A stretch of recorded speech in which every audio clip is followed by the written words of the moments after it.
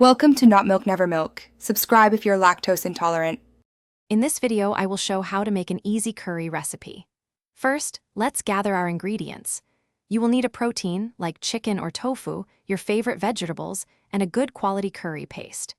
Begin by sautéing aromatics such as 1 medium onion and 2 cloves of minced garlic in 1 tablespoon of oil until they are fragrant and softened. Next, add your protein, cooking it for about 5 minutes until it is lightly browned on all sides. This sets a delicious foundation for your meal. Now let's build that incredible curry flavor.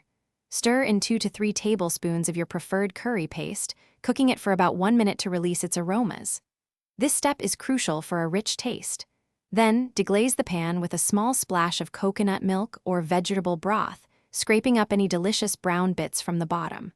Finally, pour in 1 full can, which is about 13.5 ounces, of full-fat coconut milk. This creates a wonderfully creamy base for your curry. With our creamy base ready, it's time to add the vegetables. Incorporate your desired vegetables, such as 1 cup of sliced bell peppers or 2 cups of fresh spinach, into the pot. Bring the mixture to a gentle simmer and let it cook for 10 to 15 minutes, or until the vegetables are tender crisp. To perfectly balance the flavors, season your curry with 1 teaspoon of salt and a half teaspoon of sugar. Taste and adjust as needed for your preference. Your delicious, easy homemade curry is now ready to enjoy. Serve it piping hot over a bed of fluffy basmati rice, fragrant jasmine rice, or your favorite noodles. For an extra burst of freshness, garnish with a sprinkle of fresh cilantro or a squeeze of bright lime juice.